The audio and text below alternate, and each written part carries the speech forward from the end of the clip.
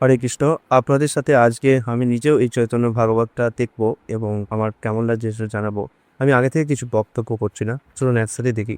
তো এই পৃষ্ঠাটা দেখছেন আপনারা, আন্তর্জাতিক বিশ্বভারত নিয়মিত সংঘ মানে ইসকন থেকে এটি প্রকাশিত হয়েছে এবং এটির দাম দেখে কত মনে হচ্ছে 500-600 টাকা আছে? একদমই নয়, 500-600 টাকা একদমই এর দাম না। এর দাম মাত্র 300 টাকা। দেখুন, কিন্তু পৃষ্ঠা কোয়ালিটির সাথে কোনো কম্প্রোমাইজ করা হয়নি, বাঁধাই কোয়ালিটির সাথেও কোনো কম্প্রোমাইজ করা হয়নি।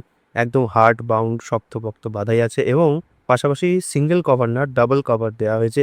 এত সুন্দর এর ছাপাটা এবং এত সুন্দর এর অলঙ্করণ আছে ভেতরে, ভেতরে পাতায়, পাতায়। আপনারা দেখতে পারবেন যত আমি এগোবো। আপনাদের মন খুশি হয়ে যাবে। মনে হবে এত সুন্দরভাবে ছাপিয়েছে, এত সুন্দর এত কিছু দিয়েছে, তাও কি করে এত কম দাম হয়? এখানে আপনারা দেখতেই পাচ্ছেন এটা কোন জায়গায় কতবার সংকলন করা হয়েছে। এটা উৎসর্গ সূত্র। এরপরের পৃষ্ঠায় রয়েছে ভূমিকা এবং প্রস্তাবনা।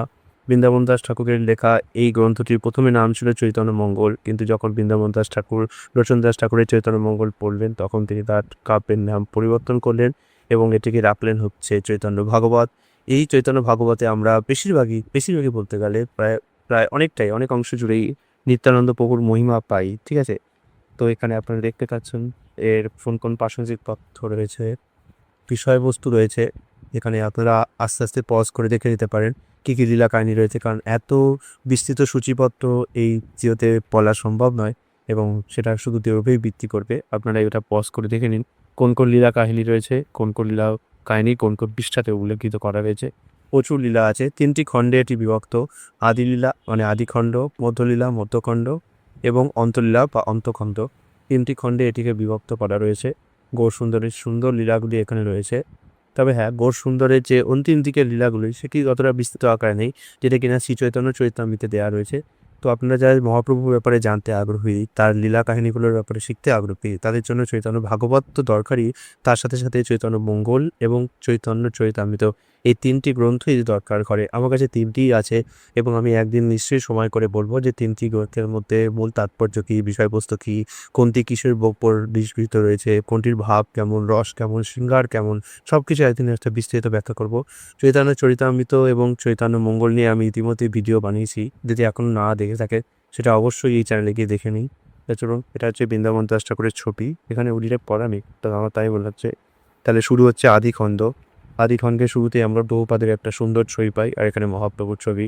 এখানে আমরা ভক্তি সিদ্ধান্ত সরস্বতী গোস্বামী বহুপাদের একটা ছবি পাই। প্রত্যেকটা অধ্যায় এটা একটা সুন্দর ভালো করেছে যে প্রত্যেকটা অধ্যায় শুরুর আগে এই অধ্যায়ে কী আছে সেটাকে একটা গদ্য আকারে, সংক্ষিপ্ত আকারে, সারসংক্ষেপে দেওয়া হয়েছে। ফলে কোনো ব্যক্তি পড়তে খুব অসুবিধা হলেও সে অধ্যায়টুকু করলেও এর একটা লাভ হবে।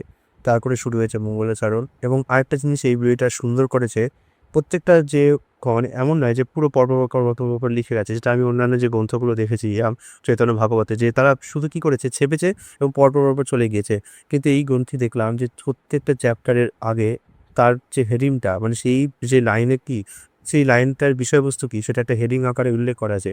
ধরুন আমার পড়তে ইচ্ছা হলো যে এই চ্যাপ্টারটা এখানে কী, তো আমি এটা পড়ে হেডিংটা পড়ে বুঝতে পারবো যে এখানে কিসের ব্যাপারে বলা হয়েছে। যেমন এখানে আমি মহাপ্রভু নবদ্বীপ নগরে বুড়োভাবে সংকীর্তন লীলা, তো আমি হেডিং পড়ে বুঝতে পারছি যে এখান থেকে এটুকু সংক্ষিপ্ত লীলার ব্যাপারে রয়েছে। তারপরে এইভাবে আমি যখন একটা র্যান্ডম পৃষ্ঠা উল্টালাম, ধরুন এখানে একটা পৃষ্ঠা, এখানে পড়ছি রাজা প্রতাপরুদ্রকে কৃপা আশীর্বাদ আদেশ। তো আমি বুঝতে পারলাম যে এখান থেকে এতটুকু পুরো প্রতাপরুদ্রের কৃপা প্রতাপরুদ্রকে কৃপা ও আশীর্বাদের ব্যাপার রয়েছে। তো এটা একটা খুব সুন্দর রয়েছে। এতে কি হয়, পড়তে অনেক সুবিধা হয় জিনিসটা বুঝতে। এমনকি যদি কেউ বাংলা ভাষার যে গুরু মানে যে ভাষাগুলো ব্যবহার হয়েছে সেগুলো অনেক পুরনো প্রাচীন, তো কিছু জায়গায় না বুঝতে পারে, কিন্তু তবুও হেডিংই যদি শুধু কেউ পড়ে তাও সে মহাপ্রভুর লীলারস আস্বাদন করতে পারবে। এতটা সুন্দরভাবে এই বইটাকে করা হয়েছে। আর অলঙ্করণ প্রত্যেকটা পৃষ্ঠাতে সুন্দর করে অলঙ্করণ করা হয়েছে এবং এইটা একটা ভালো আমরা দেখেছি যে গ্রন্থটা এত সুন্দরভাবে অলঙ্করণ করেছে। দেখুন এখানে তার হালকা ছড়িয়ে আছে, এখানে কি আছে, এখানে পৃষ্ঠায় অলঙ্করণ, এখানে সুন্দর আলপনা দিয়ে অলঙ্করণ, এদিকে পৃষ্ঠার যে নম্বর দেওয়া আছে সেটাও কেউ অলঙ্করণ করা হয়েছে। তো গ্রন্থটাকে এত সুন্দরভাবে অলঙ্করণ করা হয়েছে, যেভাবে আমরা কোনো বিগ্রহকে সাজাই, যেভাবে আমরা কোনো কীর্তন ভজন করি সেখানে সুন্দর রস ঢেলে দিই, ঠিক সেইভাবে গ্রন্থ প্রচার করার সময় যখন সেই গ্রন্থগুলো তৈরি করা হয় সেগুলোকে যদি খুব সুন্দরভাবে সাজানো হয় না, সেটাও কিন্তু ভগবানকে সাজানোই। কারণ এই গ্রন্থগুলো হচ্ছে ভগবানের অবতার, ভগবানের একটা বিগ্রহ, গ্রন্থ অবতার এগুলো। এখানে মায়াপুরের রাধা মাধবের ছবি এবং এখানে পঞ্চতত্ত্ব নৃসিংহদেবের ছবি রয়েছে। কোনো আস্তে আস্তে আরও দেখা দেয়। আচ্ছা, এখানে কিছু রাগ আছে। রাগের ব্যাপারে কিসটা আমি চৈতন্য মঙ্গলে বিস্তৃত ব্যাখ্যা করেছি, আরেকদিন সময় হলে ব্যাখ্যা করব, আজকে বাদ দিলাম। তৃতীয় অধ্যায়ে কৌষ্ঠিক অনন্ত রয়েছে, জগন্নাথ শ্রী ভবনে আনন্দ উৎসব। তারপরে চলুন যে কি আর কি আসছে। তীর্থ পর্যটক, পঞ্চম অধ্যায়ে রয়েছে হচ্ছে তীর্থ পর্যটন, ষষ্ঠ অধ্যায়ে রয়েছে শ্রী চৈতন্য মহাপ্রভু বিদ্যা আরম্ভ এবং পালক সুলভ চপলতা লাভ। তারপরে চলুন সপ্তম অধ্যায়ে চলে এসেছে। সপ্তম অধ্যায়ে রয়েছে বিশ্বরূপের সন্ন্যাস গ্রহণ এবং এখানে কিছু ছবি রয়েছে। তারপরে চলুন অষ্টম অধ্যায়ে যাই। এখানে নিমাই এর জন্মস্থান সেই বৃক্ষ, এবার আমি এখানে ঘুরতে গেছিলাম, আমি বৃক্ষটা দেখেছি, স্পর্শ করেছি। এখানে এসে হচ্ছে শ্রী গৌরনিতাই বৃন্দাবন দাস ঠাকুরের সেবিত বিগ্রহ। তারপরে চলুন যাওয়া যাক। অষ্টম অধ্যায়ে রয়েছে জগন্নাথ মিশ্রের পরলোক ভ্রমণ, এখানে জগন্নাথ মিশ্রের ছবি, জগন্নাথ মিশ্রের পরলোক ভ্রমণ। তারপরে অষ্টম অধ্যায় থেকে আমরা যাই নবম অধ্যায়ে নিত্যানন্দ প্রভুর বাল্যলীলা আর তীর্থযাত্রা। এখান থেকে নিত্যানন্দ প্রভুর ব্যাপারে বিস্তৃত লেখা কাহিনী শুকিয়ে যাচ্ছে। বৃন্দাবন দাস ঠাকুরের ছবি, এখানে মায়াপুরের ছবি, মায়াপুরের সেই বড় মন্দিরটা, চন্দ্রদায় মন্দিরের ছবি। নবম অধ্যায়ে সম্পূর্ণ হয়ে গেল। এবার দশম অধ্যায়ে হচ্ছে মহাপ্রভুর বিবাহ, এখানে মহাপ্রভু বিয়ের একটা ছবি রয়েছে। মানে দেখতে পাচ্ছেন নিমাই পণ্ডিতের বিবাহ বস্তি, অভিদধিভাস, নিমাই পণ্ডিতের বিবাহ, শচীদেবী অলৌকিক ঘটনা দর্শন, পুত্রবধূ বরণ, তবে ঈশ্বরপুরীর সাথে মহাপ্রভুর মিলন, নিমাই পণ্ডিতের বিদ্যার বিলাস। তারপরে আমরা চলে গেলাম যে দ্বাদশ অধ্যায়ে চৈতন্য মহাপ্রভুর নবভ্রমণ। আপনারা দেখতে পাচ্ছেন প্রত্যেকটা চ্যাপ্টারের হেডিং আমি কিন্তু পরপর উঠে যাচ্ছি, যাতে আপনারা প্রত্যেকটা চ্যাপ্টারে রিডিং করতে পারেন এবং জিনিসগুলো দেখতে পারেন। ঠিক, এখানে জীবাত্মতে পড়াশোনা, কোর সুন্দরের অনুপম সুন্দর অনুবর্তন। 13 নম্বর অধ্যায় রয়েছে মহাপ্রভুর নিকটে দিগ্বিজয়ী পণ্ডিতে পড়া যায়, কেশব কাশ্মীরি পড়া যায় কাকুরিতা, সেটা কানে রয়েছে। তারপরে রয়েছে সরস্বতী দেবী নির্দেশ, কোর সুন্দরের টিকা।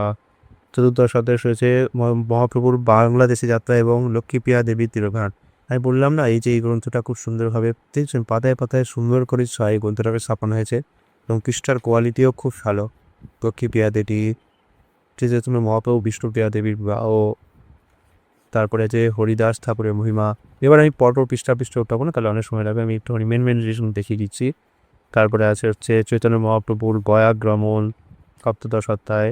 তারপরে সপ্তদশ অধ্যায়ের শেষে এবার শুরু হয়ে যাচ্ছে হচ্ছে মধ্যখণ্ডের প্রথম অধ্যায়ে রয়েছে মহাপ্রভুর আত্মপ্রকাশ আর কৃষ্ণ সংকীর্তনের শিক্ষাদান। অর্থাৎ প্রথম অধ্যায়টা মহাপ্রভুর গয়াগ্রমণের আগে অবধি যা যা তিনি কর্মকাণ্ড করেছেন, যা যা তিনি লীলা করেছেন সেই লীলাগুলো রয়েছে। এবং গয়া থেকে ফিরে আসার পর, দীক্ষা নেওয়ার পর মহাপ্রভু যে নবজীবন দান হয়েছে সেই সময় তিনি যা যা লীলাগুলো করেছেন সেগুলো মধ্যখণ্ড থেকে শুরু হচ্ছে। তারপরে আমরা দেখি প্রথম অধ্যায়ে করে দ্বিতীয় অধ্যায়ে হচ্ছে শ্রীবাস ঠাকুরে গিয়ে চৈতন্য মহাপ্রভু প্রকাশ এবং সংকীর্তন আরম্ভ। শ্রীবাস ঠাকুরে গিয়ে এরপর মহাপ্রভু এসে সংকীর্তন আরম্ভ করেন। ঠিক আছে, কারণ তিনি সংকীর্তন করছিলেন, সকলে তাকে ভাবছিল পাগল, কি হয়েছে এরকম করছে কেন। তখন শ্রীবাস ঠাকুর বলে তুমি আমার বাড়িতে এসে করো, সবাই তো ভাব বুঝবে না। তৃতীয় অধ্যায়ে রয়েছে শ্রী চৈতন্য মহাপ্রভু মুরারিগুপ্ত ভবনে পরাহ মূর্তি প্রকট করলেন এবং শ্রী নিত্যানন্দ প্রভুর সাথে তার মিলন হলো। সবাই নিত্যানন্দ প্রভুর সাথে মিলন হয়েছিল মুরারিগুপ্তর ভবনে। তারপরে চতুর্থ অধ্যায়ে আমরা পাচ্ছি কি দেখি, চতুর্থ অধ্যায়ে পাচ্ছি নিত্যানন্দ প্রভুর হচ্ছে মহিমা প্রকাশ। পঞ্চম অধ্যায়ে আমরা কি পাচ্ছি, পঞ্চম অধ্যায়ে চলে গেল না, তারপর এই যে পঞ্চম অধ্যায়ে নিত্যানন্দ প্রভুর ব্যাস পূজা আর সরভুজ দর্শন। তারপরে ষষ্ঠ অধ্যায়ে আমরা পাচ্ছি, ষষ্ঠ অধ্যায়ে শ্রী অদ্বৈত আচার্য প্রভুকে কৃপা প্রদান। সপ্তম অধ্যায়ে হচ্ছে পুণ্ডরিক বিদ্যানীতি ও গদাধর পণ্ডিতের মিলন। পুণ্ডরিক বিদ্যানীতিকে দেখতে মনে হতো যেন ভোগী মানুষ, বিলাসী মানুষ, কিন্তু তিনি ছিলেন একজন ভগবত ভক্ত। তো গদাধর প্রথমে সেটা বুঝতে পারেনি, পরে বুঝতে পারেন। অষ্টম অধ্যায়ে শ্রী চৈতন্য মহাপ্রভুর ঐশ্বর্য প্রকাশ। এই আচ্ছা যেটা বলছিলাম, তো গদাধর প্রথমে বুঝতে পারেনি, পরে বুঝতে পারে। কারণ পুণ্ডরিক বিদ্যানীতি উপরে দেখাচ্ছেন তিনি যেন কোনো বিলাসী, কিন্তু তিনি সত্যিই একজন ভগবত ভক্ত ছিল। ভগবত ভক্তকে বাইরে থেকে বিচার করা যায় না। শ্রী চৈতন্য মহাপ্রভু 7 প্রহরিয়া ভাগ, নবম অধ্যায়। এই অধ্যায়ে আমরা পাই হচ্ছে মহাপ্রভু শ্রীবাস ঠাকুর দিয়ে নিজের ঐশ্বর্য প্রকাশ করার জন্য বিষ্ণু সিংহাসনে 7 প্রহর বসতেন। ঠিক আছে, মহাপ্রভু পরবর্তীকালে নিজের ঐশ্বর্য প্রকাশ করেছিলেন এবং প্রত্যেককে দেখিয়েছিলেন। শ্রী চৈতন্য মহাপ্রভু মহাপ্রকাশিলা এর মাঝখানে একটা কি বলে এটাকে, বুক মার্ক দিয়েছে, সুন্দর একটা বুক মার্ক দিয়েছে। এই বুক মার্কের ফলে পড়তে সুবিধা হবে, যেরকম সেরকমভাবে রাখা, তো এটাও একটা উপরই পাওনা। তারপরে আমরা পাচ্ছি হচ্ছে দশম অধ্যায় শেষ হলো। একাদশ অধ্যায় নিত্যানন্দ প্রভুর চরিত্র বর্ণন। দ্বাদশ অধ্যায়ের অধ্যায়গুলো খুব সংক্ষিপ্ত অল্প প্রতিদিন যদি কেউ পড়ে না, 5-10 মিনিট এরকম করে কিন্তু ভালো করে সব সুন্দর করতে পারবে। দ্বাদশ অধ্যায় নিত্যানন্দ প্রভুর মহিমা বর্ণন। ত্রয়োদশ অধ্যায়ে আমরা পাই হচ্ছে জগাই মাধাই উত্তার লীলা, তার একটা ছবিও রয়েছে। ত্রয়োদশ অধ্যায়ের পরে হচ্ছে চতুর্দশ অধ্যায়। চতুর্দশ অধ্যায়ে পাই হচ্ছে যমরাজ সংকীর্তন। ঠিক আছে, এই অধ্যায়ে বর্ণনা করা আছে যে ব্রহ্মা শিবাদি দেবতাগণ সর্বসাধারণের অলক্ষ্যে এসে শ্রী চৈতন্য মহাপ্রভু বিভিন্ন সেবা করতেন ও প্রতিদিনের লীলা দর্শন করে যার যার বাসস্থানে ফিরে যেতেন। তারপরে পাই হচ্ছে পঞ্চদশ অধ্যায়ে মাধবানন্দের উপলব্ধি বর্ণন। তারপরে আমরা ষোড়শ অধ্যায় পাই শুক্লাম্বর গৃহে শ্রী চৈতন্য মহাপ্রভুর তণ্ডুল ভোজন। ঠিক আছে, তণ্ডুল কী জিনিস সেটা আমি এখন ঠিক আন্দাজে পড়বো না, আমি পরে দিকে বলতে পারি। তণ্ডুল মানে পান হতে পারে হয়তো, আমি ঠিক জানি না, হতে পারে, কারণ এখানে অনেক এমন ভাষা ব্যবহার করা হয়েছে বাংলা ভাষা যেগুলো প্রাচীন এবং যেগুলো আমরা নিজেও মানে জানি না। ঠিক আছে, আমার এটা পড়ার জন্য অবশ্যই এআই এর সাহায্য নিতে হবে যে কী কী মানে আছে, এখন তো এআইতেই মানে খুঁজে নিই। সপ্তদশ অধ্যায় পাই শ্রী চৈতন্য মহাপ্রভু নগর ভ্রমণ ও ভক্ত মহিমা বর্ণন। তারপরে আসছে হচ্ছে অষ্টাদশ অধ্যায়ে শ্রী চৈতন্য মহাপ্রভুর গোপিকা নৃত্য বর্ণন। এখানে আর আমি পরপর অধ্যায় বললাম না, কারণ আমি অনেকগুলো অধ্যায় এখনো বাকি আছে, তো আমি এরপরে দেখিয়ে দিই কী কী রয়েছে। আচ্ছা, এখানে আপনারা দেখতে পাচ্ছেন এখানে আর কোনো ছবি নেই, মানে কিছু মিষ্টি মিষ্টি সুন্দর সুন্দর লীলা আছে এবং কিছু সেই লীলা সংক্রান্ত ছবি রয়েছে মোটামুটি। তারপরে আমরা পেছনের দিকে চলে যাই, চোখ একদম শেষের দিকে। আচ্ছা, শেষের দিকে আর কি উপরি পাওনা আছে এই গ্রন্থের, এই শেষের দিকে এখানে কিছু আচ্ছা এখানে আর কিছু কিছু যে কি বলবো শব্দ ভাণ্ডার রয়েছে, যে শব্দ ভাণ্ডারগুলো একটু পুরনো, একদম সাজিয়ে দেওয়া আছে শব্দকোষ যাকে বলে, যেগুলো যেমন হচ্ছে আপনার অলক্ষিত বেশ, তারপরে আখাড়িয়া মানে লিপিকার, এরিমু মানে ছাড়িব, কামিনী মানে স্ত্রী, কাকুবাদ মানে দৈন্যক্তি, কুল ব্যবহার মানে স্ত্রী ব্যবহার, কথাঞ্চিত মানে অতি কষ্টে। অর্থাৎ এই পেছনে শব্দকোষ অনেকটাই দেওয়া আছে, তবে হ্যাঁ কিছু কিছু শব্দ এখানে বাদ আছে যেগুলো কিনা এআই সাহায্যে লাগবে। তনপুরুষ মানেটা এখানে পাওয়া যাবে কি দেখি, ত ত দ থ, ত ত ত ততে তং দুল তং দুল তৈল তেই টঙ্কা না, তন্দুর মানেটা এখানেও পেলাম না, পেলে ভালো হতো। তুরুম্বুরু মানেও আছে নারদ মুনির মানে, কিন্তু তন্দুর মানেটা না। যাই হোক, সব মানে দেওয়া নেই, তো শব্দকোষটার আর একটু ইমপ্রুভমেন্ট করার দরকার আছে, কারণ শব্দকোষে অনেক শব্দই বাদ করে গেছে, অনেক শব্দের মানেই নেই, তাও যেটুকু দিয়েছে ভালোই দিয়েছে। আর এখানে যারা কোনো মানে শ্লোক মনে আছে বা কোনো অংশ মনে আছে, সেক্ষেত্রে সংস্কৃত শ্লোকের অংশ থেকেও এখানে পৃষ্ঠার সংখ্যা দেওয়া আছে, এটা খুঁজে পেতে পারবে। তো এইভাবে দশম অধ্যায়ে অন্তখণ্ডে এখানে রয়েছে। দশম খণ্ডের অন্তিম অধ্যায়ের যে চ্যাপ্টারটা তার নাম হচ্ছে বিদ্যানীতির গালে শ্রী জগন্নাথ বলদেবের চপেটাঘাত। তো এই ভাবে সম্পূর্ণ হয়েছে। তো এইটি ছিল হচ্ছে ভাগবত শ্রীপুর চৈতন্য ভাগবতের একটি সংক্ষিপ্ত রিভিউ।